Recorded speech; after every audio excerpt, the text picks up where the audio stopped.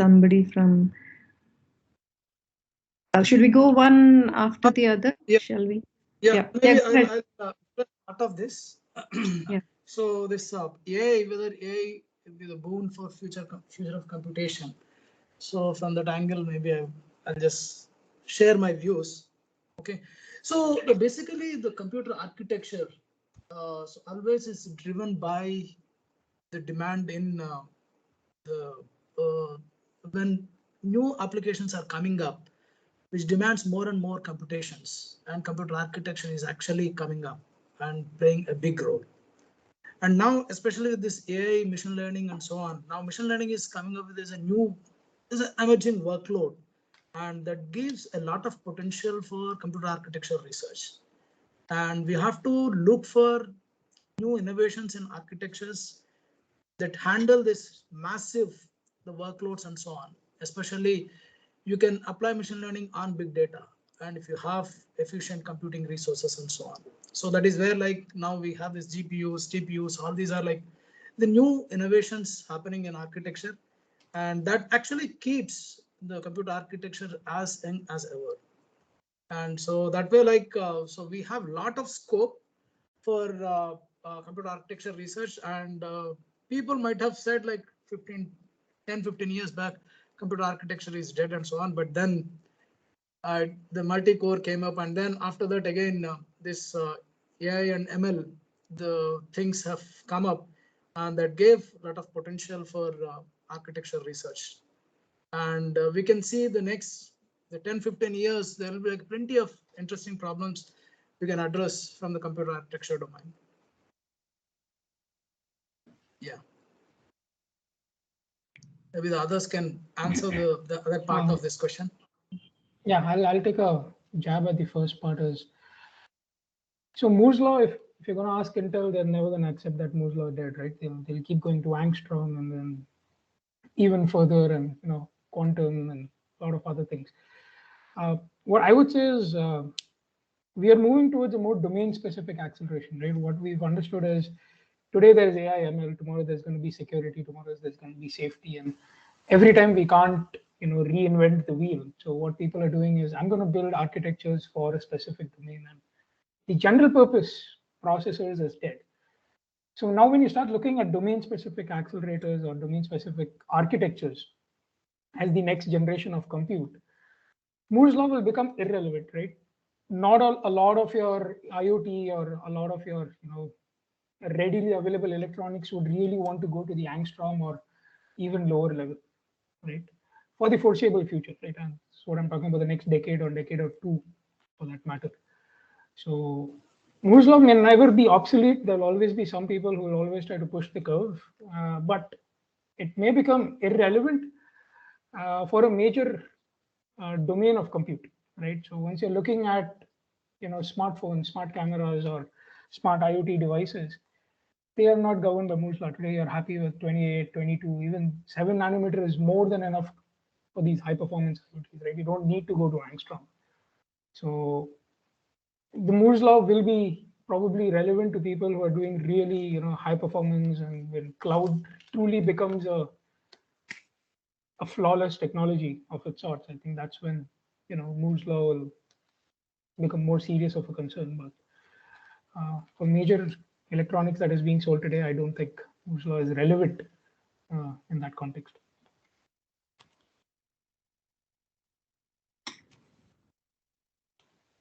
All right, so Moore's law is here to stay, and AI is a boon. Do we agree on that?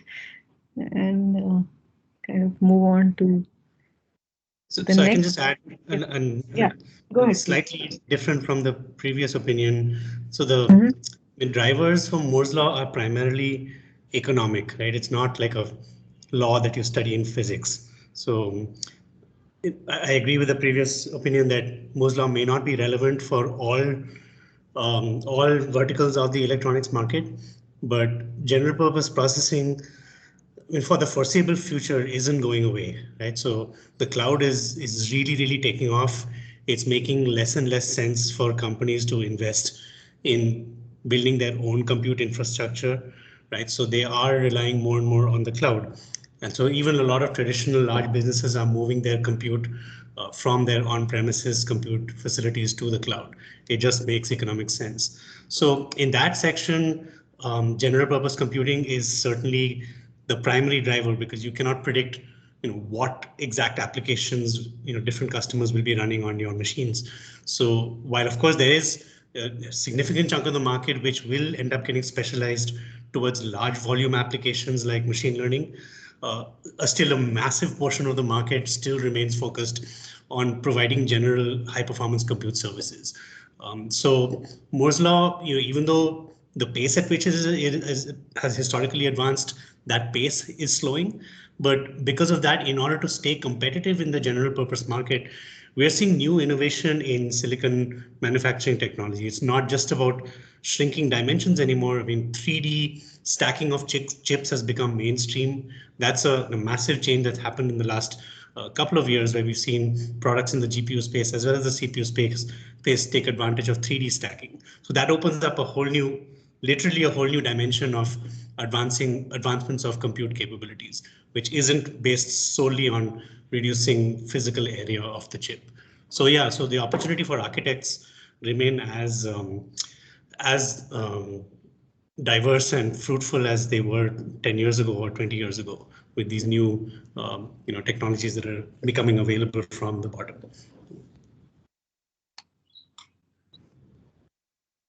So no matter what, computer architects and computer system research is here to stay, right?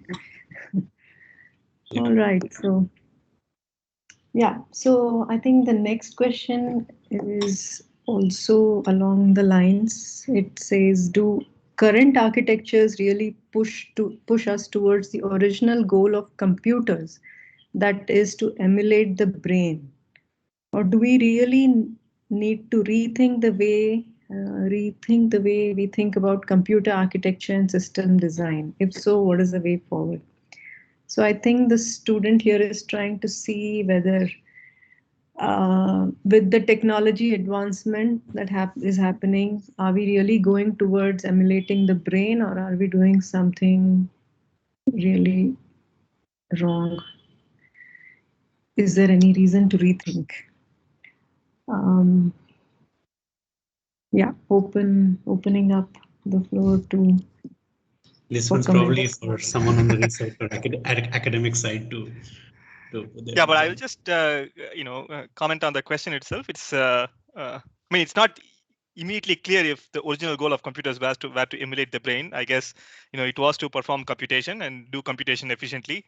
And in fact, one might argue that we have followed like Turing machines, in sort of designing the modern day computers completely digital. And to be frank, we don't even know how our brain works, how it stores data, how it does computation, how it retrieves data. So in that sense, it's not clear if the original goal of computers were to emulate the brain. But of course, I think with the recent development in deep neural networks, I think there's probably a branch of computer science which is still trying to do that, one might argue.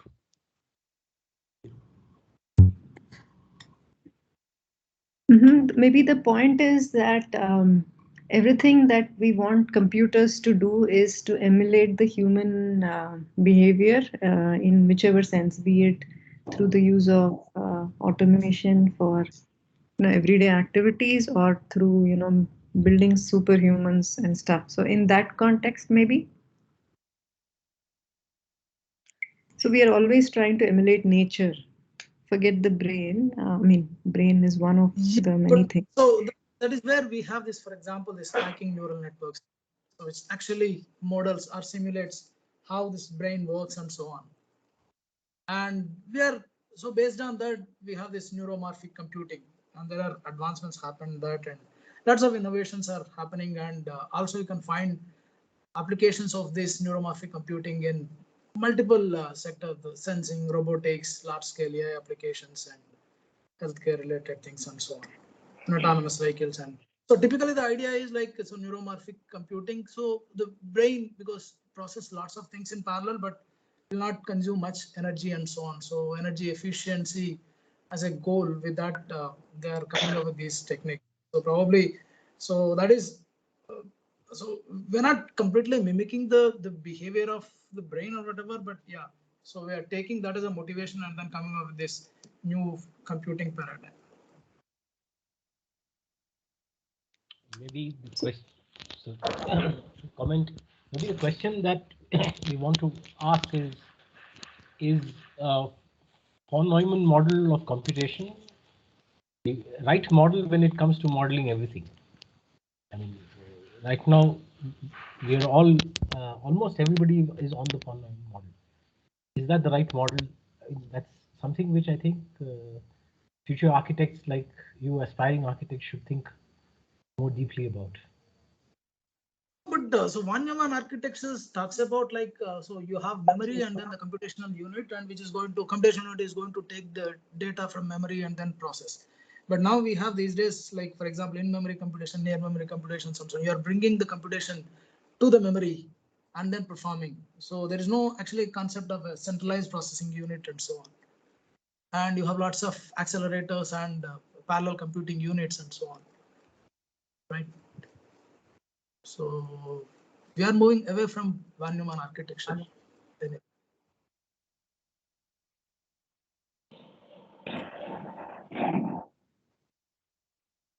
So we are actually emulating going away from centralized processing towards parallel, massively parallel, and then maybe multi-sensor fusion kind of architectures to emulate the human behavior and stuff.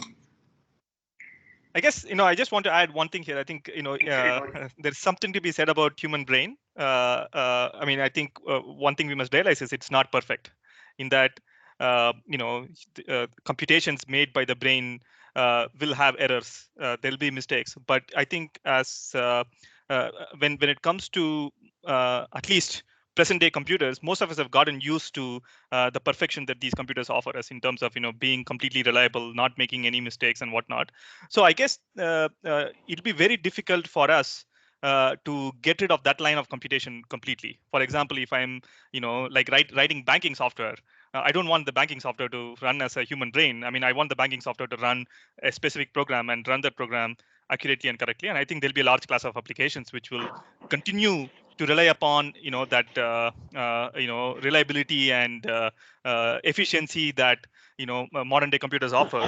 But I do agree. I think there are definitely newer and newer applications that are coming up where particularly driven by artificial intelligence, where we are trying to sort of understand what are all the different activities that humans do today that can be replaced by computers. And more, I think, from the physical realm, where we were replacing physically strenuous activities with computers, I think it's probably going more and more into the cognitive realm, and there we will try to emulate the human brain. And I think that's why probably machine learning is also a field that is permissive of errors, right? I mean, we inherently know that there are going to be errors, there are going to be mistakes, but I think I still feel there'll be probably a dichotomy, but one will never replace the other, is what I feel. Yeah. Anybody? Okay, so I guess we will move to some more questions in the same direction. So the question is, how is machine learning getting applied to architectural design and related problems? Are there efforts going on in the industry to produce commercially available genetics-based computer systems? I think this is a really overloaded question. So machine learning and architectural design. Anybody wants to go on that? So I can comment a little bit from industry perspective. I mean, I think throughout the design process of any complex chip today, machine learning is being applied at many stages of the design process.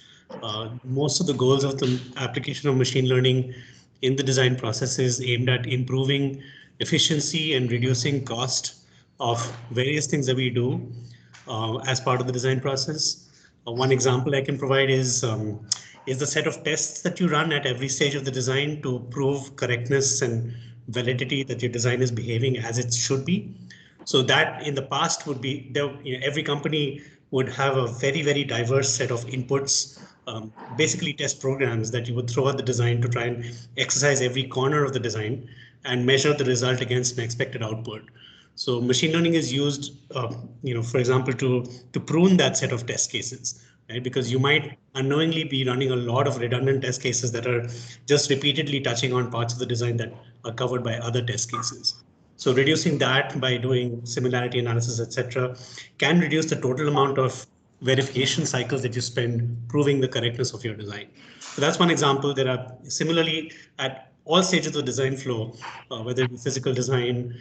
In my talk earlier, I described how we pick representative simulation points for performance analysis from a large application. That's also aimed at reducing the amount of compute cycles you spend doing performance analysis of your design. So yeah, so all through the design process, machine learning is used. I think the other thing that's touched upon in the first part of the question is in the microarchitecture of modern chips, are we seeing the application of machine learning more directly? And any predictive parts of the architecture that deal with things like, say, branch prediction or prefetching of data, there are very, very basic learning-based techniques applied, because you have to remember there you're implementing algorithms in hardware, so there's a limited amount of complexity that you can add. You can't like put a massive neural network-based model in hardware to predict where your next control logic is going to come from, control path is going to come from. So there's very limited amount that you can do there, but within that set of constraints that you have for your hardware area, power, etc., there are techniques, and there's academic research in this area as well. So yeah, so both in the design as well as through the design flow, machine learning has become sort of critical to success.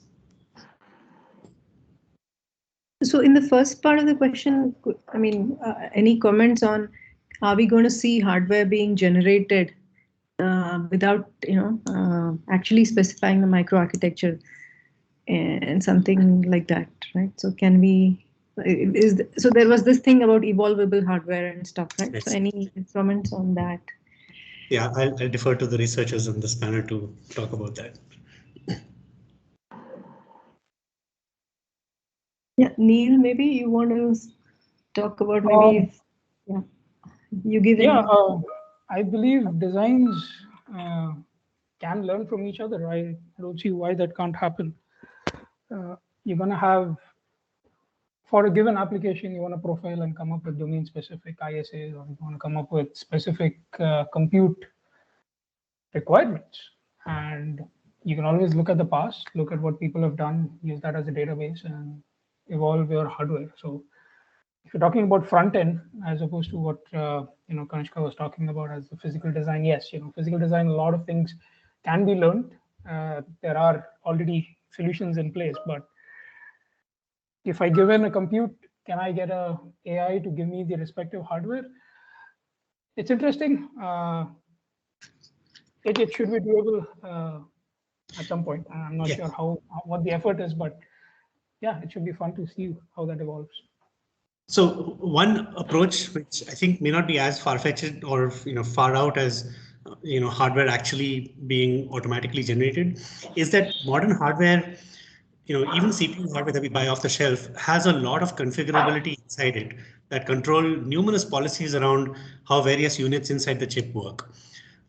Typically, vendors like Intel or AMD, we don't expose those controllables to the end user. But in the future, or as an academic research project, one could easily imagine an environment where all these configurable options that exist in the hardware are exposed to some piece of software, right? And then this piece of software could be using learning-based models to monitor what is it that applications really want from this underlying chip, and then over a period of time dynamically adapt those settings in the hardware to give you better performance, better power profiles, etc. Right? So that's certainly within the realm of possibility today, except that there are logistical issues with vendors not necessarily exposing all of these tunables. But yeah, that seems like an area that machine learning could easily be deployed, because you really, what do you need? You need an abundance of data that you can mine to train your models with and infer, and that's easily available from performance counters and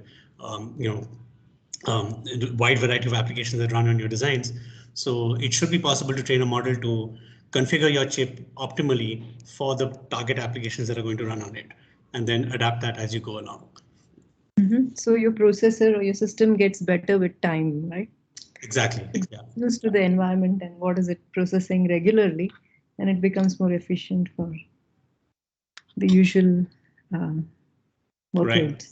Yeah, I remember seeing a paper about this at the Design Automation Conference, I think a year or two ago. It sort of talked about this idea in a more basic approach, not so much the dynamic thing, but even just from a post-silicon standpoint, trying to tune and configure your processor for a set of applications. Right now, that process is largely manual. We kind of use designer intuition to say, I'm going to configure my prefetchers to be this aggressive, right? With knowledge of how much memory bandwidth and number of cores that I have, right? So you could even easily imagine a model spanning that space by running applications and coming up with the right configurations for things like prefetching, caching policies, etc. Yeah, so there was a paper that kind of started down this direction, but I don't think it explored the full scope of what might be doable here. I think there's also an ASPLOS paper from Facebook which tries to explore what kind of configuration would be suitable for running their microservices based on Right, the soft skew paper. soft Correct. SKU Yeah. one. Right. We discussed that. So They don't use machine learning really. They don't use machine learning on that paper, but that's a possibility of where it could be used. So it seems closer than we think. So the second part of the question is about going towards genetics-based computer systems. I'm wondering if it's more about biological or biology-based systems, which the student is referring to. So are we going to go away from, the existing computer architecture and move more towards other non-conventional computing environments, computing building blocks? Any comments on that? I guess we would. Yeah, go ahead, please. No, I was just going to say that I guess from a computation point of view, of course, I think there has been efforts on understanding cell computing and DNA computing and whatnot. I think more recently, Microsoft has research on the research front has looked at DNA for storage, for instance. Given that the DNA replication mechanism is extremely reliable, and they can also be under certain conditions stored for extremely long times. It can be used DNA for archival storage. So essentially, significantly reducing the amount of physical volume you need to store large amounts of data. So in this sense, there's definitely work that is taking this direction. I think from a computation point of view, yeah, again, I'll go back to my response to the previous one, right? I think, and we have come to expect certain things from computers today: speed, reliability, efficiency, and to the extent. Last day. Yes, go ahead. Sorry, yeah. Somebody I guess to the extent that these other computation models can provide that, they may take over, but I think that's still a long way away.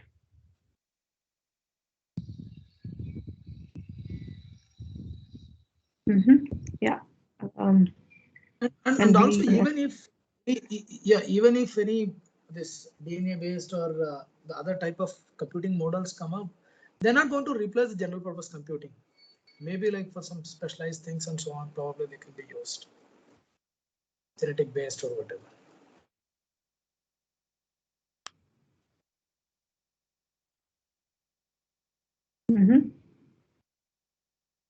Yeah, so I think if we could move on to the next question, it's about what way can AI be blended with system software like compiler design or program analysis for better results.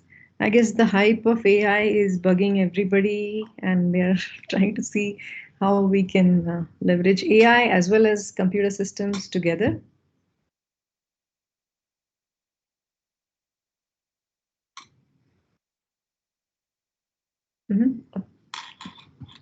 Preeti, do you want to come in, maybe?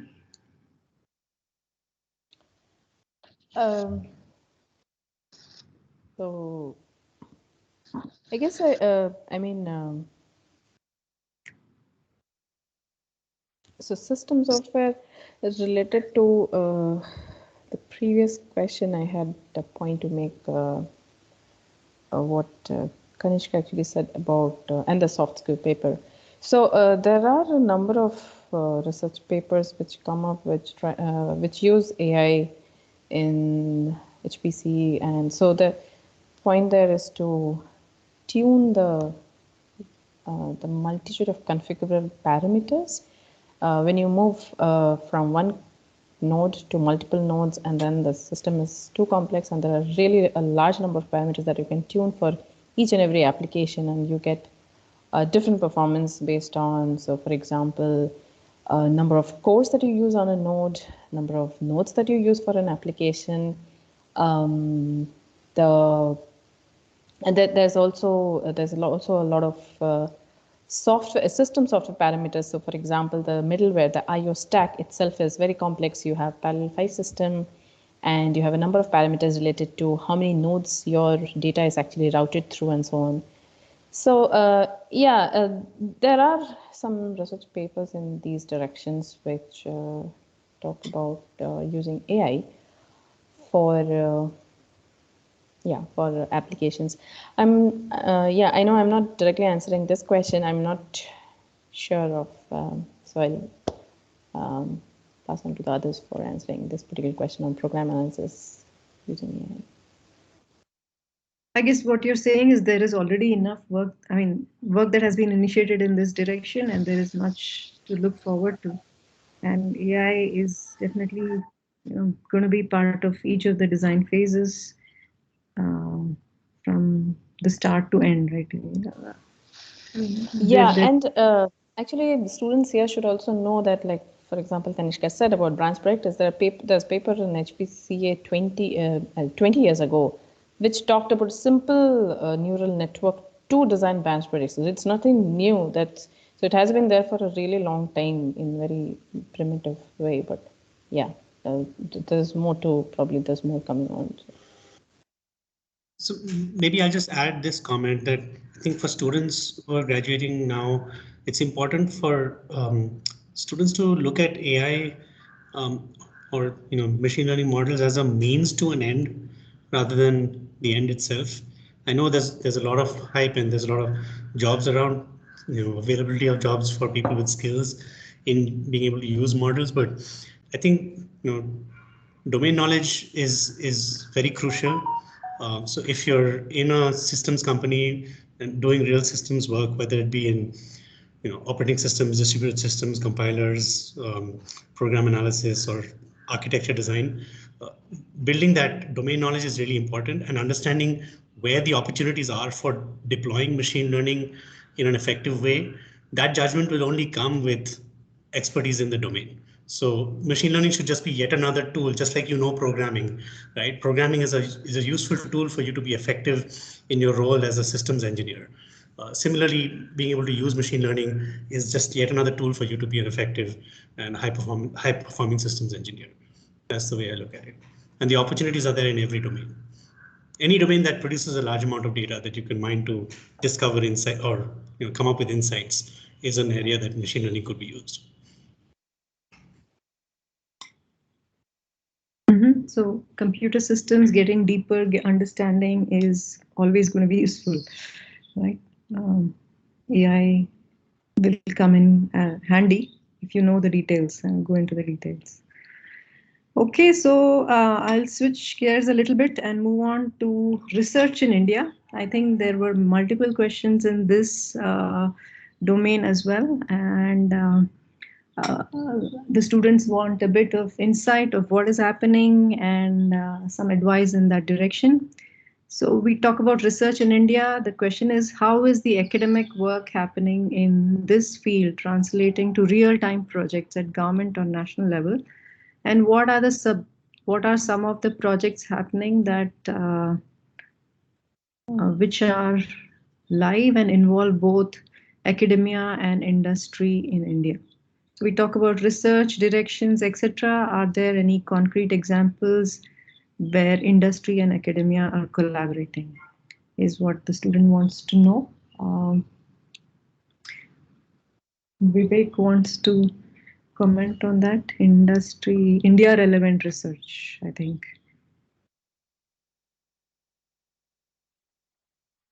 Yeah, I think, since moving back to India, I have been moving away from computer architecture. Actually, I was wondering, Professor Kamakodi might have been the best person to answer this question, because I think he has been doing, I do know, significant amount of research in sort of the RISC-V space, building chips, with funding from the government of India for, critical applications. But I think, going forward, it's very clear that, digital is going to be the future. I think the government is investing heavily in the digital space, for various types of technologies. And soon, I think, things like security, like somebody pointed out, will start to play a role. And, when it comes to security, one would like to have control over every aspect of the system. So I think from that point of view, there is definitely a bright future for, the computer system space in general, in any economy, let alone a fast-growing one like India.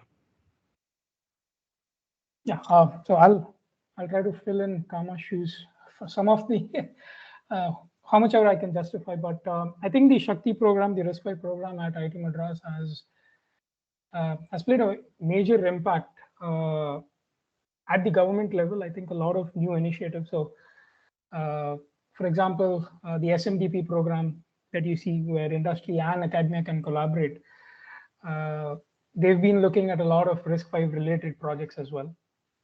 The Shakti program success has caused a lot of entities like recently the Defense Ministry of Defense. They have released a request for an open source ISA or an indigenous processor based security solution, for some of their own applications, and they are willing to provide subsidy and viability gap funding and all of those things. We also have the space agencies like ISRO and its subsidiaries, actively looking at RISC-V for indigenous processor-based solutions, which they can customize, which they can tweak for their own applications, for their own next generation of products that they are developing. So I believe RISC-V has taken off very well within India. I think the indigenous processor program, the IMDP, the government has put in enough efforts there, put in enough pushes, and I think it's time to reap some of those fruits today. It's not a research, it's not a one-time thing that the government did. Okay, I'm going to fund X, Y, Z, and then I'm going to forget about it. No, I think Professor Kama's due diligence to that idea is really paying off. So since I'm involved in that, that's what I can talk about. We are seeing a lot of private and public sectors actively looking at indigenous digital solutions more seriously than before. Yeah.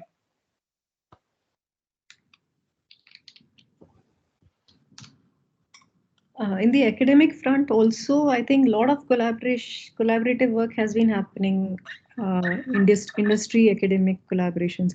Kanishka, you have also been part of a few academic initiatives, right? Sure, yeah. I mean, we've been, from my group at AMD, we've had active collaborations for several years now, both with IISc and PES universities. So those are very productive relationships. We're always looking to partner with faculty who are, have common interests in systems, get to work with the smartest and brightest students in the country. So yeah, so both of those are, I was personally involved in two of those collaborations. I know other groups at AMD have worked with groups at IIT Hyderabad. So yeah, I think there's a much more healthy level of collaboration now between Indian universities and these multinational companies. I know of similar engagements that are in place with other multinational companies with these institutes. Compared to when I started working in Bangalore about 13 years ago, at which point it was much more difficult to create that intellectual partnership, because I think the way collaborations work in India are a little different from the way it works in the US. In the US, it's always about private corporation funds a research program in a university, and then research students get paid out of that funding. In India, it's a little different since research students are mostly paid for by the government. It's really about finding the intellectual match between faculty and people in the companies, and it's not just that. I think there's that sometimes companies are also short-sighted in their view. They're looking for quick results that they can use to showcase to their immediate management.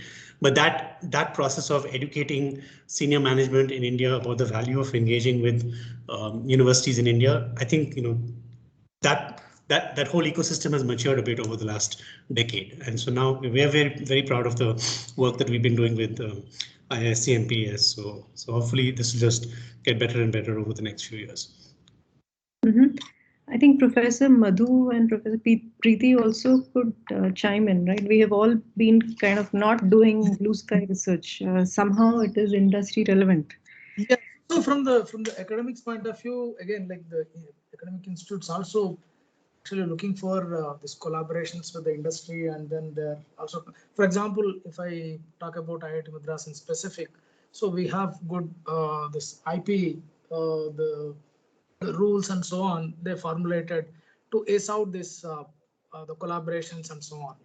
And we actually, yeah, so we also recruit this or admit this industry people for our programs, maybe our research programs or the MTech programs and so on. And so from there, like, we'll take it to the next level, and that collaborations are there are like some instances where collaborations are very fruitful and so on, and we continue working with different organizations and so on. So that way, like now, so there's a significant change from the academic point of view also, looking at not just only the government funding and so on, but they're also looking at the industry funding, and then working on the problems that are interest to the industry and so on, rather than just the blue sky research. And even from the government side also, there are efforts like, so they're looking at like a proposal from both academia and the academic institute and industry. So you need to submit the proposal, and then government will pitch in 50% of the funding, and the other 50% will come from the industry. And so that way, like, so it will be like a win-win situation for everyone and so on. So there are efforts from the government side also in that angle.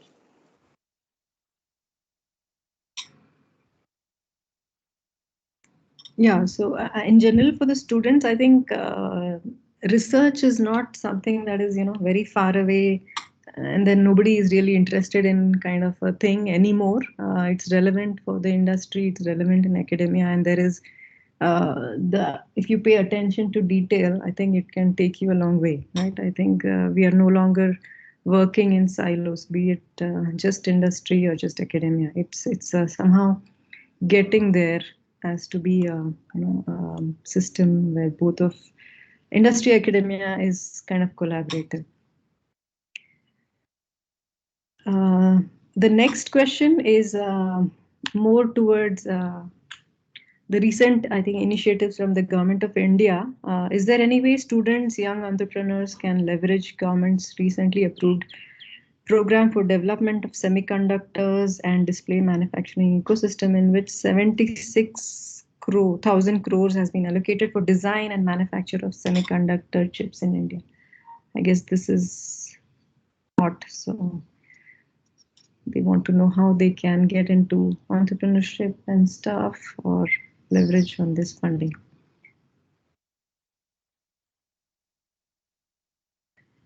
Any comments on that? Neil, want to jump in? So I can talk about the entire 76,000 crores is split up 4 different sectors. There is part of the manufacturing, and there are also design-linked incentives. And there is also this comment by the minister, honorable minister, where he mentioned manpower development, right? Around 80,000 manpower students and engineers will be trained for different sectors within the scheme. So those are all places where people can, students can actually volunteer, and they can leverage some of those training platforms. As entrepreneurs, I've been in the design space. So if you're looking at designing newer IPs which are more relevant in the Indian context, if you're looking at more solutions and products, I think the design-linked incentives, they provide some really interesting schemes which can be leveraged and which will really help budding startups to take off. So manufacturing, I'm clueless over there. I know there is a fab that needs to be set up, and Intel's been approached, and TSMC has been approached, but those are all news that everyone has access to. So not much opinion there.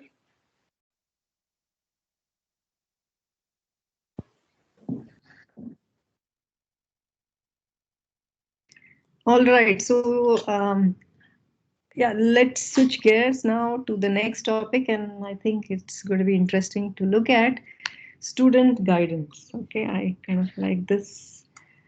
I think all of us will like it. Yeah, so the first question is, what are the most common mistakes you see in a bachelor's or master's candidate make often? It could be when it comes to research or planning out their timeline. It may be something else. And what is it that is your advice to students to avoid these mistakes?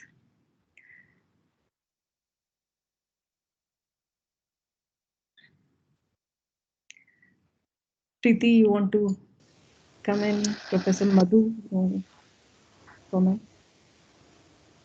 Go ahead, Preeti. Well, so first of all, like, I don't know whether students, especially the bachelor students, whether they're these days interested in research.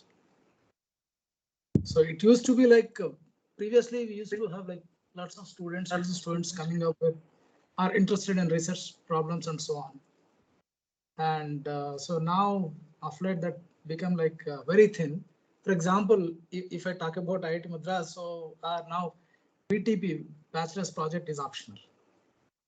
And in a class of like 60, maybe like some 10 to 12 students are going for the projects. And even if you look at the masters, they're also again like mostly they will be looking at some implementation based works and so on, not a research oriented. That may be because like everyone is like, because the industry is very good, they're paying them very good salaries and so on. And there's no much motivation in UG and PG students to explore research path. That is what is currently happening, especially in computer science field.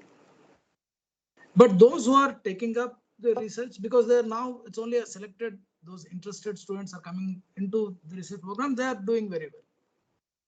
Yeah, so, but otherwise, like not many are actually interested in research. And in fact, we are getting, for example, in our group, we are getting students from electrical, they want to do computer architecture research and so on. Because for them, the motivation is like maybe higher studies they want to do in continuing computer science and so on. But for a CS, UG, PG, not much motivation is there. And So those who are into research, they are into AI and ML, not into the computer architecture. Yes. Yeah, sorry. So would that be a common mistake that you see, that people are becoming disinterested, not interested in research? It's not their mistake. So it's like, because wherever they find interest, then they are exploring that. Yeah. So I think there is a notion among students that computer architecture as a discipline is a more electrical oriented or electronics oriented subject. I think dispelling that notion is important. It's really fundamentally a very computer science oriented subject. Yes, there is a hardware aspect to it. You have to understand what the constraints are in terms of what the hardware is going to, what limitations the hardware design process actually imposes on you. But in terms of the problems you need to address, algorithmically, you really have to think like a computer scientist. So I would kind of encourage everybody who's graduating to think of computer architecture as a discipline that's really a CS discipline. Because the other thing is, computer architects cannot function independent of software, right? We are building a machine that is meant to execute software efficiently. So you have to understand the properties of programs, how properties of programs are changing over time, and what properties of programs will look like 3 years from now, 4 years from now. Because if you're building a chip today, it's going to see the light of day 3 to 4 years from now. So you need to anticipate what the requirements of applications are going to be and build a chip for those requirements, right? So that requires understanding application behavior, operating system behavior. It's really a CS subject beneath computer architects. When you're dealing with the RTL, you're dealing with gates. Yes, all of that's, you know, areas that electrical engineers and electronics engineers are better suited for. But computer architecture as a discipline is a really core CS discipline. I think that that was obvious to us when we were doing our CS degrees back in the late 90s. But I think over the last decade or so, it seems to have become a notion that architecture is more a electrical oriented discipline. So I think that, and call it a mistake, call it a misconception, whatever it is, that seems to have happened over the last decade or so. Ganesh, so it's not just only computer architecture, any system related things, for example. So students are not much in. So their first, if at all, if they want to do any project or whatever, their first target is ML. Obvious reasons, because the job market is very good and so. Right. Yeah. So yeah, but I think. Yeah, I mean, the folks, as I said before, ML should be regarded as a tool. It's a very important tool to make sure you have the skills to be able to converse with someone in terms of, you know, what different ML models mean, how to use them. But unless you have to be applying ML to an area that you're an expert in. So architecture is just as rich an area for deploying ML expertise as any other area. And that goes for so many areas across computer systems. Yeah, the same is true for computer architecture from an electronics, electrical engineering perspective, right? It's not that it's completely computer science that they avoid it entirely. There is enough overlap. I mean, it's a blend between both, and having an insight into both directions is very, very useful. Right? We cannot emphasize that. If you're a computer science student working in computer architecture, you get insight into hardware, and you have hardware. Yeah, so I think it's yeah. So for instance, in our groups, we have students who have joined from both disciplines, from electrical background, from CS background. I've seen the ramp up is usually easier for folks who come from a CS background. But people who come from an electrical background, they go through a longer ramp up. But if they're interested, I mean, if you're smart and you're motivated, nothing's going to stop you from learning stuff, right? So we do have a mix, but I will say that it's usually easier for students who come from a CS background to pick up stuff and start contributing more quickly. So definitely, I want to encourage CS students to think of architecture as their discipline. It's not somebody else's discipline. Preeti, did you want to say something? So I will just comment on one aspect. So here the student is asking, what are the most common mistakes you have seen a bachelor's or master's student make? So I wouldn't say mistake, but because the research exposure is not much during bachelor's or even master's, so it takes time to know how to do research, right? So the thinking is required for research. That is a bit lacking among the students. So that's just an aspect, like because there is not much exposure. So that's all I wanted to comment. I'll just add two very hands-on specific points that, considering I've just graduated a couple of years back, there's this 80-20 rule.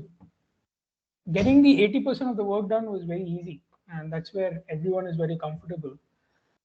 And a lot of these students don't want to finish the end line, right? They believe, oh, I've done 80% of the work and I'm happy, but actually making the, whatever they're working on, whether it's code or it's a prototype or it's anything, it's the actual last 20% which makes it usable for the next generation.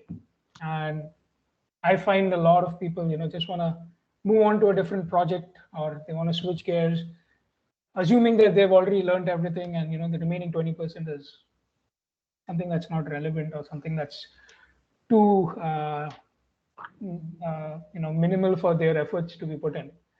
And that attitude has its effects. a lot of things get pushed back, a lot of things get bit rot because of that last 20%, which is really required to make things usable, right? So getting the first 80% of the race, a lot of people are willing to do it. The last 20% is where a lot of students struggle in, keeping their pace, keeping the attitude to finish it off. And lastly, the second is, I think patience in this app-based world where, if you don't find a good offer on Swiggy, you go to Zomato, else you go to Uber Eats. So you're doing either AI, or you're doing reinforcement, or you're doing machine learning, or you're doing security. You need to be a little more patient. You need to give, there's 5 decades of computer architecture that has evolved. You have to spend a little more time in understanding, the fundamentals, sticking to something before you actually give it a decision, right? Peer pressure has become is playing a dominant role today in, defining what research one should do. I think that's where people are making a lot of common mistakes. I'm going to just tag along with my friend because he's getting a 7-digit figure with AI/ML. I might as well get a 6-digit. I think that should break.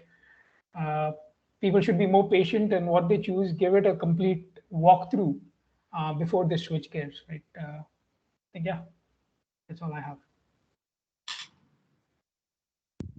Agree. Youngsters, the youth, and the energy is sometimes a hindrance. Okay, so I think some more questions along these lines is if choosing the right problem is key to doing important work, how does one get better at coming up with and formulating research problems? And I think the next one is also kind of relevant. What are the key points a PhD student should keep in mind when designing an experiment in computer architecture, do's and don'ts? Yeah, over to the panel members. I can probably take a quick stab at this question. Just want to bring up a couple of experiences that I've had, during my own research career. The first thing is, read many papers. There are from architecture conferences or systems conferences, and that will essentially give you a sense for what, let's say, what is a quantum of research that is considered good, in terms of publication, a single paper, or even a PhD thesis. I remember, back in my undergrad days, I was working with Professor Kamakoti, and we were working on this problem, and we were trying to. This was actually VLSI. We were trying to reduce the amount of area consumed by some circuit. So he suggested some ideas. So I was executing that idea. There was a 15% reduction. Okay, and then I thought, 15% is like pretty low. Like, why would anyone, be interested in something that reduces something by 15%, right? I mean, usually you are looking at factor improvements like 10x, 20x, and but then I started my PhD, and then I read this paper. It's published in this very top architecture conference, improving performance by 5%, right, of some thing. So I think reading a lot of papers will give you a sense for what a good idea is and what a bad idea is. I think that I would strongly recommend students doing. It'll also give you insights into what are good research problems, what is hard. Sometimes you want to be working on something that is hard. Sometimes you don't want to be in a crowded space, but it will give you that sense of the field. I think the second thing that has particularly helped me, more from the point of view of the second question, which is designing experiments, is to write early. So often what happens is, people get ideas and then they immediately go and implement the idea inside some simulator, run millions of experiments, and then you are sitting on top of a huge pile of data, and then you're trying to sift that data to look for numbers to put in your paper, or ideas to understand whether your idea actually worked or not. What I found rather useful is if you write as soon as you have an idea. If you actually write it down, to including the implementation details, it actually allows you to guide what experiments you have to run to show to the world that your idea actually works, or if your idea is actually valid. So, in that sense, I think reading a lot of research papers, and whenever you have an idea, writing it early or both very useful exercises. I think when you write early, it's also possible for you to give it out to your advisor, your mentors, to get that early feedback on the story itself. Mm-hmm. And that's true. I think in the interest of time, I'll quickly move on to the next topic. They're asking if there are any student publicly accessible compute resources to practice parallel computing. Is there any group or to stay updated in this domain?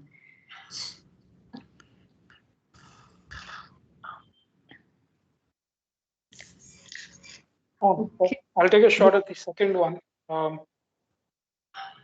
There is a computer architecture Google group, which is really active. You have some of the best architects constantly debating about instruction sets, architectures, new computes, floating points. I mean, really gruesome stuff that, all the way to why, what rounding modes and alternate floating points, everything. So the CompArch Google group, I think if you're really interested in computer architecture, that's a good place with tons of knowledge on a daily basis. So I would suggest give that a go. Mm-hmm. All right. Parallel, any resources for parallel computing accessible for students?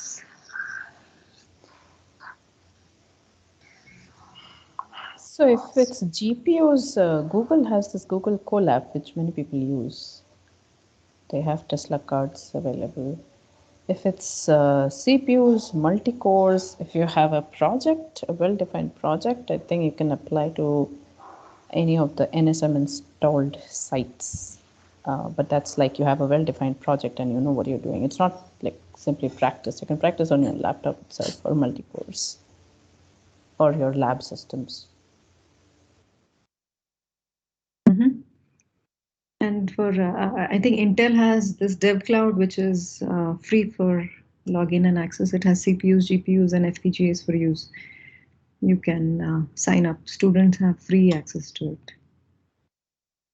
All right, and then moving on to the last thing, job prospects. I think predominantly the questions are, where do you see this industry heading in computer architecture if ML seems to be, taking away all the limelight? And where do you see, what is your advice? All panelists have had industry experience, and how different is the research life as a research scholar, or is it better in the industry? Is it, I don't know, some take on that?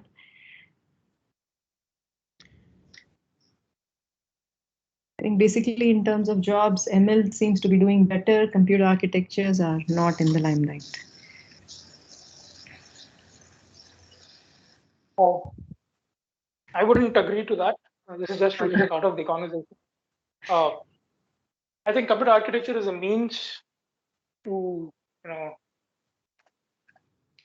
to meet the compute requirements. AI is just a new requirement. I think computer architects will always remain for the next generation of computing. So yes, today the compute model is AI ML. Along with computer architecture, you have to know about AI ML. Tomorrow, it might be security. Tomorrow, then it might be safety critical systems or quantum. But I don't think computer architects go away or computer architects become obsolete. I think they are the means which will help people realize these solutions for AI and ML. So that's how I would see, and that's how even we've been looking at at AI ML as a chip company is through that view. Yeah, I think other members can pitch in. I'll also say that, if you think about computer architecture jobs, that might be a very narrow way of looking at it. There are a whole bunch of jobs that require strong foundations in computer architecture, where you're not necessarily a computer architect yourself. If you're a compilers guy, it really helps to know what the underlying architecture is and how it works to be able to extract the maximum performance out of your compiled code. If you're a high performance libraries guy, you're writing libraries for machine learning, for instance, not knowing what the underlying architecture means you're going to write a lousy library. So it's really important to, if you're an embedded systems guy, you're writing application software for very constrained environments, you have to know what the underlying architecture is, right? So computer architecture is not just about becoming a computer architect and having a fancy title to your next to your name. It's really a fundamental CS knowledge base that you should have in order to be able to access a wide range of jobs, not just design jobs for processor design. Right, so that's just one thing I wanted to mention. The other thing is on this industry versus research experience. I personally spent 5 years doing a PhD, 3.5 years in a research lab, which was sort of like a postdoc. And after that, so that's basically 8.5 years in research. And then I spent the next 14 to 15 years in the processor industry. And for me, it was, I mean, I enjoyed my research experience a lot. It gave me the opportunity to publish, to work on pretty much anything I wanted to. But the satisfaction of being able to see research actually get converted into products, see your work becoming an actual piece of hardware that people can use, run experiments on, that was something that I really valued in my 13 years that I spent at AMD and a couple of years at a startup before that. So there's that. So there's that dichotomy. The research career gives you the flexibility and the freedom. In industry, you don't have as much flexibility and freedom, but there's still a lot of fun technical problems you can work on, and you have the satisfaction of seeing your ideas get translated into practice. So there's basically that's the dilemma that you'll have to deal with. But you shouldn't walk away with the notion that all the fun stuff gets done in research, no fun stuff gets in industry. If you work, so somebody said this once, if you look at a problem deeply enough, any problem is interesting. So just because it shouldn't be the case that you think, oh, okay, I won't work in that area because it's not interesting or not cool. If you work deeply on a technical problem for with sufficient depth, you will find interesting problems to solve and to be able to move the field forward. I think that opportunity exists both in research, of course, and also in industry. I think the second question is more like, if I get into computer architecture research, will I end up being a university professor? Not true at all. Because it's not true, because there are Intel, AMD, all these processor companies are looking for PhD holders in computer architecture and then to explore things there and so on. The situation in India has now changed, and there are many research positions and so on. It's not just doing PhDs only for academics and so on. And it's not so bad in academia after all. There may be some people may not be interested in teaching and so on. For them, if they come to academics, and then so it'll be a pain for them and the organization also. But yeah, so actually in academics, I don't know. I think so. Maybe we have to motivate PhD scholars or people to come for PhD program and then also take up academic positions and so on. Because especially in systems related areas, like we don't have many people and so on. And so that as academicians, we have to encourage many people and then attract them to take up these academic positions anyway. All right, so I guess I'll move on to the last part. I think some more questions about job prospects. Are there cross-domain? Is there scope for cross-domain startups like computer science and food or mining, etc.? And then, yeah, maybe I'll stop at that. Anybody wants to jump in? So now, so for example, precision agriculture. So AI, ML, and then agriculture are similarly computer science and X, are information technology and X. So these are the things people are already exploring and so on. There are lots of opportunities there. And especially with this IoT and so on, so we can actually come up with new startup ideas and so on.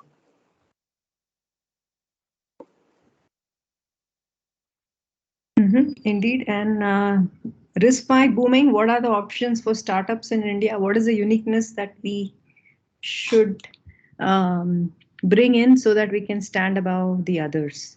So RISC-V is everywhere and it's booming, and are we really, do we have an edge? Neil, are you around? Yeah, we definitely have an edge.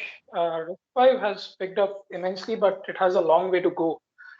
I'm not sure how much we've been following RISC-V, but in December, 15 new extensions got ratified, and there are tons and tons of more work that people are looking at. They're trying to use RISC-V for deep embedded space, extremely low power, extremely low power constraint. Someone's building high performance systems, parallel systems, 1,000 cores and above, and lots of stuff. So if you're looking, where in India is RISC-V usable? I think it's usable everywhere. You can look at any domain, energy meters, for example, right? It's found everywhere, but they still use the TI chips.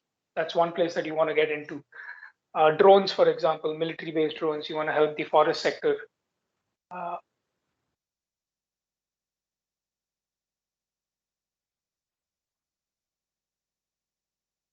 We're not able to hear you.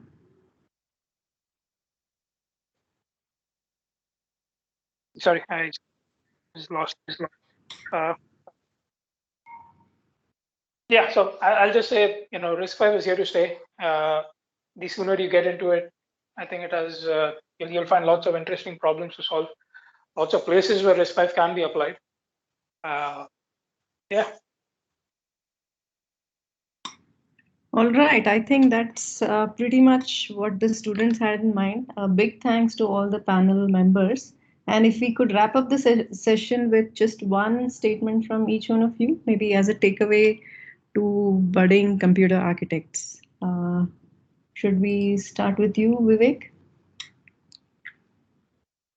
Sure. Yeah. So I guess like the other panelists have mentioned in response to some of the later questions, I think computer architecture is an exciting field. It's here to stay. Bright future. Not just, I think somebody mentioned, Intel and AMD hires a lot of architects these days. Every company hires computer architects. Microsoft, Google, especially the cloud companies. So in that sense, I think really bright future for the field, especially given a lot of challenges that are coming up in the upcoming decade. So a great time to be an architect. So yeah, good luck to all the students. Professor Madhu, you want to add to this? Yeah, so because architecture provides an interface between hardware and software, and if you know what is there inside in a computer, then we can actually come up with efficient code. We can design, develop, and implement applications better, and so on. And as long as demanding applications are coming up from users and so on, which requires high computational power, computer architecture is going to be there. Yeah. Preeti, you want to go next? Yeah, I think mostly everything has been said. So a few things are, never stop reading and learning, right? Learning new things come up, papers, even if you are working, you will definitely learn a lot from the recent papers. Do read and learn. And so computer architecture, so system, like so many times it has been told in this 1 hour that unless you know the system, you're not going to design as efficient an algorithm, even if it's an ML algorithm, right? So nowadays it's more important that you know the system better, because you are dealing with lots of data and our memory is lagging behind a lot from the compute. So it's more important that you understand these few of these things, so that you know what are the bottlenecks, what are the challenges. So you will be a better programmer, you'll be a better researcher, developer. So good luck to the students. Mm-hmm. Yeah, I just wanted to say, in addition to reading, look at performance data. Like when you're writing application software, measure the performance. Try to understand why the performance that you're seeing is what it is. And if you make a change in your code and you see performance move in a direction opposite to the direction that you thought it would move in, try to understand why that happened.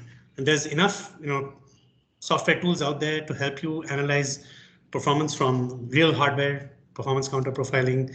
Linux Perf is a amazing toolkit for analyzing where the bottlenecks are in your application, looking at hardware behaviors. So yeah, so just in addition to reading, I just want to convey, run experiments, try to really understand the sources of performance improvements or performance degradations. That will definitely make you a better computer architect. Mm-hmm. Agree. More than functionality. Functionality is good, but yeah, where is the performance? Yeah. Neil, you want to add to that? Yeah, I think there's enough said, but in terms of what next, I think these are interesting times to be a computer architect, especially for the open source hardware revolution that's taking the industry by storm. Now you can have the same amount of benefits that the software communities had for so many years, right?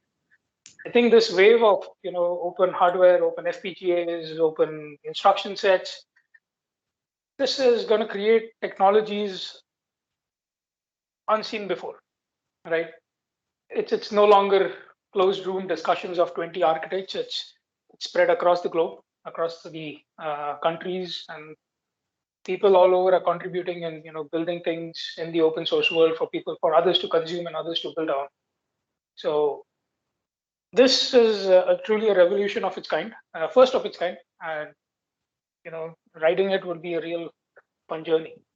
Yeah, thanks. Absolutely. So thank you all for joining. It has been fantastic putting in this program together over the past 2 weeks. We've had about 10 days of interesting sessions. Big thanks to NSM. 30 plus lectures, 9 lab sessions, 100 plus students, 15 plus speakers, and lots of volunteers. I think it was very much fun putting it together, and I hope it was interesting for the students. So every time we come to the end and we want to think about what's next.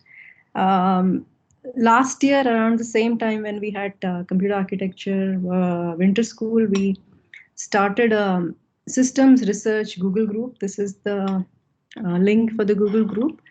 Yeah, the plan is to meet every month and discuss some interesting problem that you may have, or you have some results that you think are anything, right? We even called it Chai Pe Charcha and had computer architecture Charcha with chai and stuff. And so basically we want to see how we can grow as a community. Feel free to sign up, and of course, like all the speakers mentioned, there are lots of opportunity. Please reach out. There are always ways to engage with students and explore interesting ideas, and it's always possible. Finally, there is a feedback form that has been initiated for the students. Please feel free to fill in. Will be good to hear from you, and hopefully we'll see you at COS 2022. I'm hoping it will be an in-person event. So that's it from our end. I hope it's been fun for you too. Looking forward to your suggestions and interactions. Hopefully seeing more of you at the monthly meets. If you sign up, you'll get a Google invite to the Google Meet link as well. Looking forward to more participation. So thank you all from the NSM and Computer Architecture Workshop organizers. On behalf of all of them, thank you. Thanks so much. Yeah, thank you. Everyone. Thanks, Mathura. Thank you. Thank you.